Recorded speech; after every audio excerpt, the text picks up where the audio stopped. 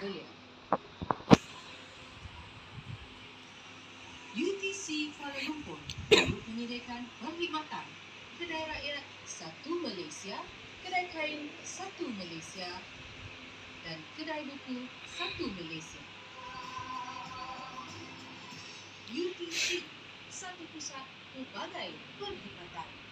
Saya dan kawan-kawan belajar di jenis outlet. Abang dan kakak dulu pun sama. Mak kata jenis outlet adalah yang terbaik untuk kami. InsyaAllah.